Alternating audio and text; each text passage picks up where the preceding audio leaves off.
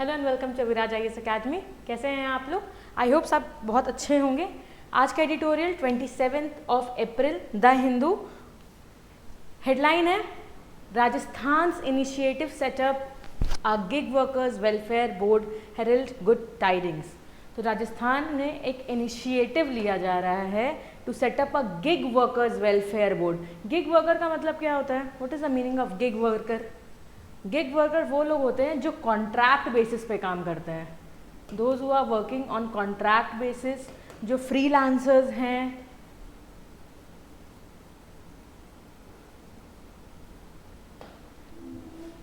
They are called as what? Gig workers. Okay, so आज के time में gig workers have been working like in various companies. हमारी economy में एक major consideration हो गया है। आज हमारे पास जोमेटो बॉयज़ आते हैं जो फूड डिलीवर करते हैं, या फिर कोई कॉन्ट्रैक्ट पे काम कर रहा हो। ये जो सारा काम है ये सारा कॉन्ट्रैक्ट बेसिस पे होता है, और वो वर्कर्स ऑब्वियसली अपना जो इनकम अर्न कर रहे हैं वो किसी ना किसी अच्छी चीज़ के लिए स्पेंड कर रहे हैं, like they are earning a living from that, correct. और वो उस लिविंग से इकोनॉमी में इनपुट डाल रहे हैं। So this income generated by gig workers is obviously a good part, है ना। वो काफ़ी अच्छा पार्ट बनता है हमारी इकोनॉमी का डेवलपमेंट के लिए, ठीक है।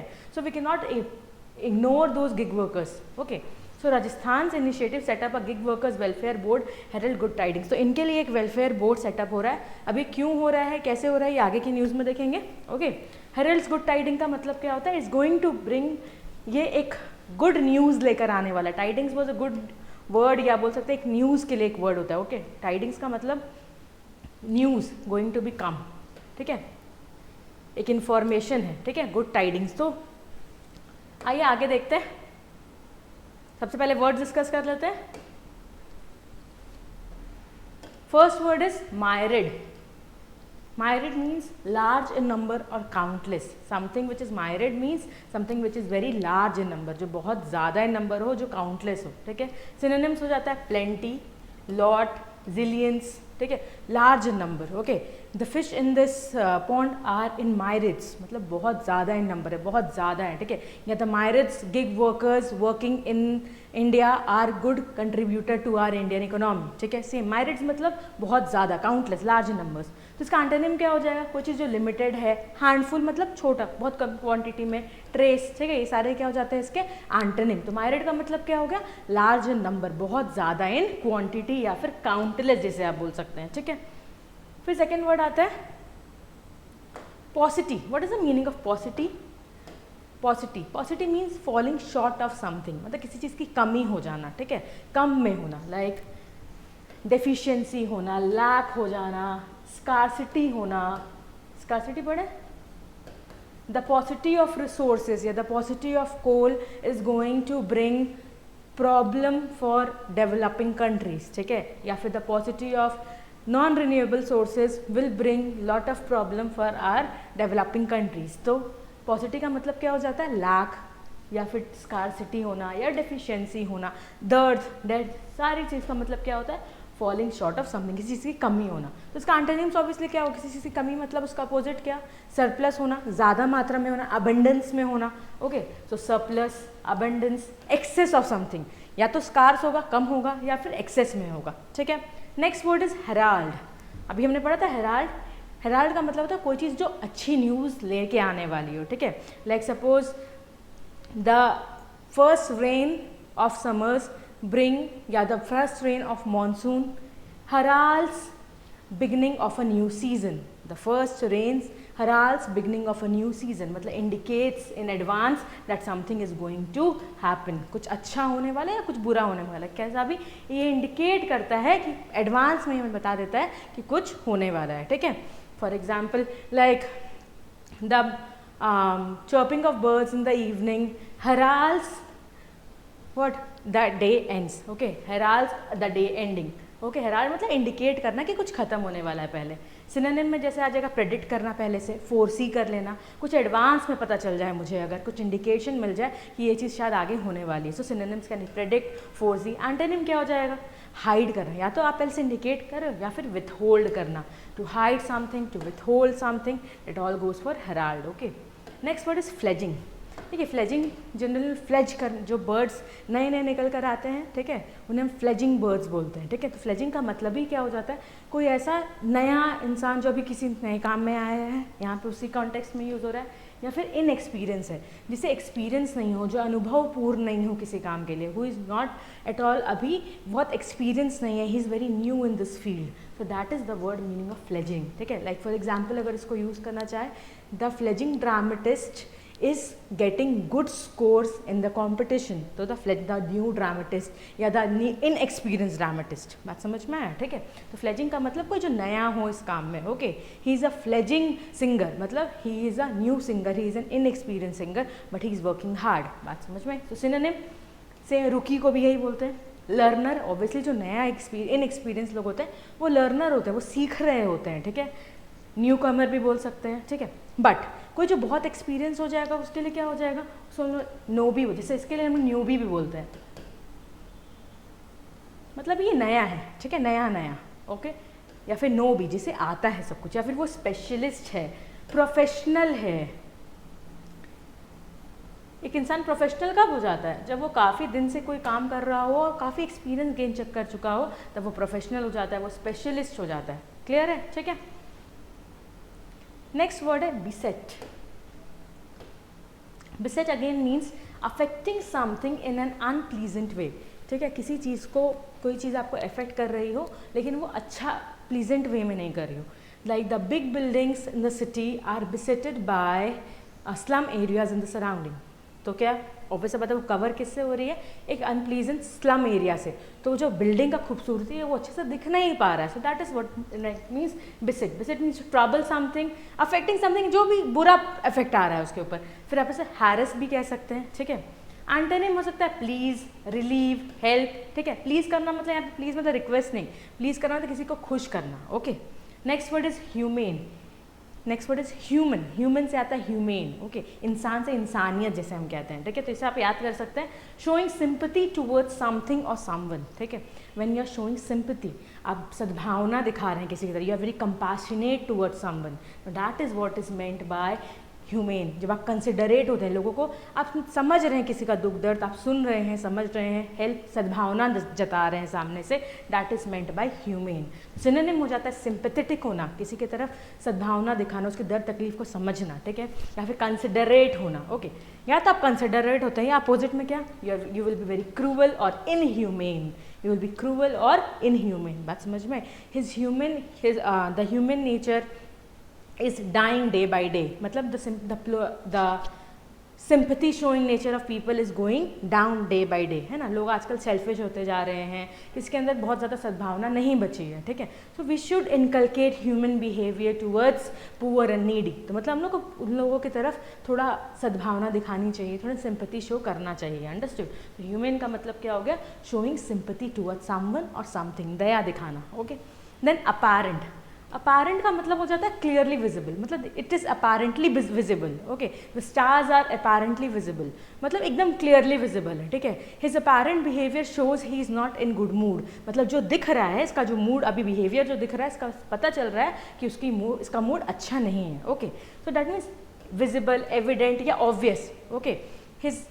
Your apparent behaviour shows you are angry with me, मतलब जो तुम्हारा बिहेवियर मेरे तरफ आ रहा है, मुझे पता चल रहा है कि तुम मुझसे नाराज हो, ठीक है। तो अपैरेंट मतलब एविडेंट है, ऑब्वियस है, तुम्हारे हरकतों से ये दिख रहा है, it is very obvious, okay. Antonym हो जाता है हिडन, कंसील्ड या डूबियस, ओके। क्या क्या, डूबियस, कंसील्ड या फिर हिडन, मतलब छुपाना, ठीक है। या तो आपका अपैरेंट है, एकदम विजिबल है, सामने क्लियरली दिख रहा है, या फिर आप क्या है, कंसील्ड हैं, डूबियस हैं, ओके। चलिए अब शुरू करते हैं हम लोग एडिटोरियल रीड करना। डेट आज का ही अप्रैल 27, 2023। Let's start. With an estimated 8 million people employed in an industry built on the back of the smartphone revolution, gig work has become a major source of jobs for youth in India. तो around कितने लोग काम कर रहे हैं, estimated 8 million people are employed in industry built on the back of the smartphone। Generally ये जो freelancing का काम होता है, जनरली जो ये कॉन्ट्रैक्चुअल बेसिस का काम होता है, जो paid basis, daily basis, piece wage, ये सब जैसे काम होते हैं, ठीक है, ये जनरली स्मार्टफोन से, ऑब्वियसली आपको नेटवर्क किससे मिलता है, आपके फ़ोन से ही मिल रहा है, करेक्ट है। तो बैक ऑन द स्मार्टफोन का मतलब क्या हो गया कि build through the network of smartphone, okay, connected through back of smartphone revolution, gig work has become a major source of jobs for youth. और आज कॉलेज स्टूडेंट्स हो, ठीक है, पार्ट टाइम जॉब कर रहे हैं, अपनी फ्लेक्सिबिलिटी से काम कर रहे हैं, दे आर अर्निंग, ओके, या फिर स्टूडेंट्स हैं, या फिर कुछ लोग हैं जिनको परमानेंट वर्क नहीं मिल रहा है, जो नॉर्मल ग्रेजुएट्स हैं, they are working, that is called as what, gig workers. Gig work का मतलब ही क्या हो गया, work given on contractual basis, कि अभी 6 महीने का काम है, आप 6 महीने काम कीजिए, okay, 2 hours a day, working 5 hours a day. So this is current youth tradition भी बोल सकते हैं, और एक मेजर सोर्स ऑफ जॉब बन गया है हमारे यूथ के लिए इंडिया में, okay. So it goes without saying that in a country where informal labor and unemployment have defined the nature of the jobs market in the last decade, the gig economy has been a beneficial outlet of employment. तो obviously ये क्या हो रहा है, एक अच्छा benefit generate कर रहा है, because it is creating employment for people. अच्छा खासा एक कंट्री का परसेंटेज एम्प्लॉयड है यहाँ पे बिकॉज ऑफ गिग वर्कर्स, ठीक है, कॉन्ट्रैक्चुअल बेसिस में इनफॉर्मल तरीके से काम करने वाले लोग, जो कॉन्ट्रैक्ट पे नहीं है, जो परमानेंट 9 to 6 जॉब नहीं कर रहे हैं, but they are still working somewhere and they are earning good amount also. तो एक पोटेंशियल है यहाँ के गिग वर्कर्स में, okay. So it goes without saying, मतलब ये इसमें कोई दोहराए नहीं है, that in a country where informal labour and unemployment have defined the nature of the jobs, ये इनफॉर्मल लेबर और अनएम्प्लॉयमेंट जहाँ था, अब वहाँ पर क्या है, गिग इकोनॉमी आ गई है, जो कि काफ़ी बेनिफिशियल साबित हो रही है लोगों के लिए, okay. So as this is specially true of youth and migrant workers, youth जो हमारे यंगस्टर्स हैं, और माइग्रेंट वर्कर्स जो गांव से या छोटे छोटे जगह से दूसरी जगह जाकर के जॉब करते हैं, ठीक है, as they seek a ready and quick means of securing finances and flexible hours. तो आपको गिग वर्किंग में जब आप कॉन्ट्रैक्ट पे काम कर रहे हैं, when you working as a freelancer, कहीं पर भी, किसी भी अच्छी कंपनी में, किसी छोटी कंपनी में, whatever it is, you are working on your own terms, right, you are working for flexible hours, आप अपने फ्लेक्सिबल ड्यूरेशन के हिसाब से काम करते हैं, you earn a good money also, ठीक है, आप सिक्योर, आपके फाइनेंसेस भी सिक्योर हो जाते हैं, और आपको बहुत ज़्यादा देर काम भी नहीं करनी पड़ती है, या वेरी फ्लेक्सिबल इन वर्किंग। अगर आप साथ में पढ़ रहे हैं तो आपके लिए हेल्प हो जाता है, अगर आपको कुछ और काम है तब भी आपके लिए हेल्प हो जाता है, आप 2-3 जॉब साथ में कर सकते हैं, that is what is meant bye flexible hours. So an option used by informal workers who have used gigs for moonlighting. Moonlighting का मतलब क्या है, मूनलाइटिंग कॉर्पोरेट वर्ल्ड में कहते हैं, अगर आप किसी एक कंपनी के साथ एम्प्लॉयड हैं और आप उससे छुप कर सीक्रेटली आप किसी और के लिए काम कर रहे हैं, that is what is meant bye moonlighting. So this is happening. Gig workers obviously they don't work in a single company, they work for many different contractual workers, correct, वो जो लोग प्रोवाइड कर रहे हैं काम, उनके लिए काम करते हैं, and they are doing moonlighting. So with growing smartphone use and a reliance on apps, reliance means dependency, reliance means dependency. So with the growing smartphone use and a reliance on apps for daily needs and purposes, the gig economy is only set to flourish in terms of usage and opportunities, ठीक है। तो ये जो रोज़ आज हर किसी के पास smartphone है, student of class 5 से लेकर एक ओल्ड एज ऑफ 60 ईयर्स, सबके पास स्मार्टफोन है, करेक्ट। सो ये जो डिपेंडेंसी होती जा रही है, हमें खाना ऑर्डर करना होता है, हम जोमेटो कर लेते हैं, हमें अगर ग्रॉसरी मंगाने हैं, हमारे पास ऐप्स है, हमें सोशल मीडिया पे कनेक्ट करना है, हमारे पास वेरियस ऐप्स है, ठीक है, हमें न्यूज़ पढ़ना है, उसके लिए हमारे पास ऐप्स है। तो for everything we are dependent on apps, correct. तो डेली नीड्स एंड पर्पसेस के लिए हम ऐप्स पर डिपेंडेंट होते जा रहे हैं, and the gig economy is only set to flourish in terms of usage and opportunity. Obviously जितनी यूसेज बढ़ेगी इन चीज़ों की, उतनी ज़्यादा अपॉर्चुनिटी, जितना आप जोमेटो ऑर्डर करेंगे उतने जोमेटो बॉयज़, उतने डिलीवरी बॉयज़ लगेंगे, करेक्ट है। तो उनका वर्क, गिग वर्कर्स क्या होते जा रहे हैं, बढ़ते जा रहे हैं। So yet increase competition among platforms and the availability of a cheap labour force have led to lowering of incentives for gig workers even as their workload and uncertainty of work hours have increase significantly relative to pay, which has also become insufficient for many. But अब ये welfare board setup करने का ज़रूरत क्यों है, because आज के time पे जो कॉन्ट्रैक्चुअल वर्कर्स, जो फ्रीलांसर्स हैं, those who are working, they are being underpaid. उनका इंपॉर्टेंस बहुत है, उनके बिना बहुत सारी कंपनीज ठप हो जाएंगी, बंद हो जाएंगी, ठीक है, कंपटीशन बहुत बढ़ रहा है, करेक्ट है। अगर जोमेटो नहीं है तो स्विगी है आपके पास, उस तरीक़े से बहुत सारा ऐप्स है, बहुत सारे ऐसे कॉन्ट्रैक्चुअल वर्कर्स प्रोवाइडर है, करेक्ट, ठीक है। बट प्रॉब्लम क्या है कि क्योंकि कंपटीशन बढ़ रहा है, वर्कफोर्स और वर्कलोड, दोनों चीज़ें बहुत ज़्यादा बढ़ रही हैं, ठीक है। तो they are being underpaid. इनके लिए प्रॉब्लम क्या हो जा रहा है, काम भी है उनके पास, अनसर्टन वर्क आवर्स भी है, ठीक है, और वर्कलोड भी काफ़ी है, ऐसा नहीं कि उनका वर्कलोड कम है, जिसके वजह से what is happening is there increase significantly relative to pay which has also become insufficient for many. तो जितना आवर्स आप वहाँ दे रहे हैं उतनी इनकम आपके पास नहीं आ रही है, we are being underpaid. तो फ्रीलांसर्स क्या हो जा रहे हैं, अंडर पेड रह जा रहे हैं, कॉन्ट्रैक्चुअल वर्कर्स अंडर पेड हैं, जिसकी वजह से उनको काफ़ी प्रॉब्लम हो रही है। So that is why, that is the need for setting up what these welfare board. इसीलिए Rajasthan government has taken an initiative to set that welfare board for gig workers. So adding to this, to the fact that gig workers are not recognized as workers but partners by most aggregating platforms, that they lack any social security or related benefits due to them, as workers' working conditions have become increasingly harsh in an industry that is no longer a fledgling one. तो अब ऐसा नहीं है कि ये industry कोई नई नहीं है, ठीक है, it is completely set, no longer a fledgling. Fledgling का मतलब क्या था, न्यू कमर। तो अब यहाँ पे ये कोई न्यू कमर इंडस्ट्री नहीं है, ठीक है, gig working is being done since years, और उस कंडीशन में भी जो कंडीशन है वर्कर्स का वो काफ़ी ख़राब है, उनके साथ हार्श ट्रीटमेंट है, टाइम पेमेंट नहीं है, लेस पेमेंट है, so they are being very unsecure, they are being utilise, you can say inefficiently utilise, या फिर अंडर पेड वर्कर्स है। So this is now evident in growing flash strikes by gig workers, और इसीलिए उनके वो क्या कर रहे हैं, स्ट्राइक्स कर रहे हैं for this. Okay, so seen in the light, the decision by the Rajasthan government to deliver a Rajasthan platform-based gig workers registration and welfare bill 2023 should be welcomed, even if it will be introduced before the assembly elections later this year. तो ये जो decision, इसीलिए इन सब चीज़ को मद्देनजर रखते हुए we need to welcome what Rajasthan government is delivering a Rajasthan platform-based gig workers registration and welfare bill. ये बिल कब आने वाला है, 2023 में, ओके, ये कब, even if it will be introduce before the assembly election later this year. और ये जो इंडस्ट्री इलेक्शन, सॉरी, जो असेंबली इलेक्शंस अभी होने वाले हैं आने वाले टाइम पे, जिस उसके कुछ दिन पहले इसे इंट्रोड्यूस किया जाएगा, और हमें इसे वेलकम करना चाहिए, because this is going to bring good welfare needs, this is going to bring good news for the gig workers, ठीक है। So while the draft bill investigates a welfare board that will design welfare policies and hear grievances of gig workers on a piece rate basis, the specificities of the policies and how they might benefit the workers are still unclear, ठीक है।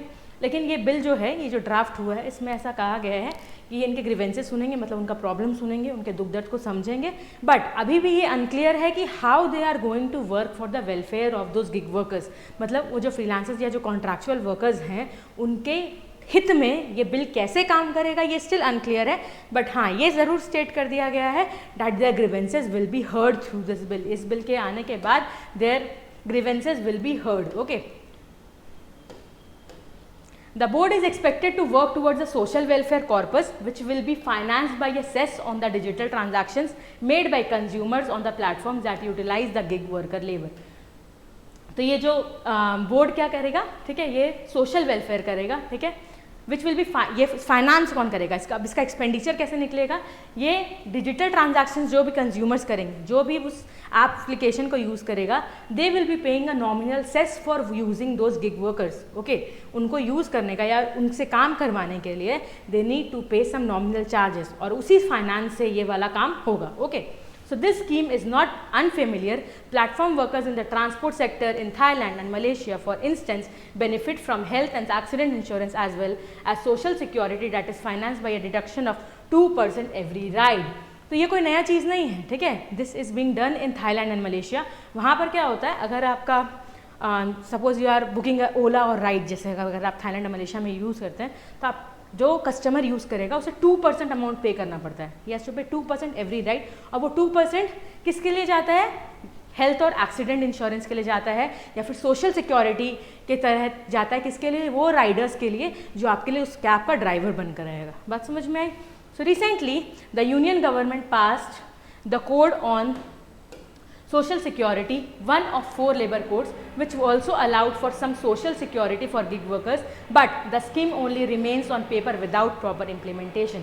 कुछ दिन पहले union ने भी पास की थी, ठीक है, एक सोशल सिक्योरिटी गिग वर्कर्स के लिए, बट वो सिर्फ पेपर पे ही रह गया, उसका इम्प्लीमेंटेशन एज यूजुअल नहीं हुआ है. Okay, so if Rajasthan pioneering draft bill takes off other states should be compelled to utilise similar measures to ensure the welfare of gig workers. तो अगर राजस्थान में ये चीज़ बहुत सक्सेसफुली हो जाता है तो we should also means other states को भी ये चीज़ कंसिडर करनी चाहिए and they should also think of implementing this thing. Okay, तो बात समझ में आई. So this was all about the freelancing workers who are underpaid. So this here we define the heading as Rajasthan's initiative to set up a gig workers welfare board heralds good tidings. तो मतलब ये जो initiative Rajasthan government लेकर आ रही है gig workers के लिए, एक वेलफेयर बोर्ड लेकर आ रही है, दैट विल हेल्प या that is going to bring good news, that is indicating a good news for the gig workers. Okay, thank you and have a nice day everyone.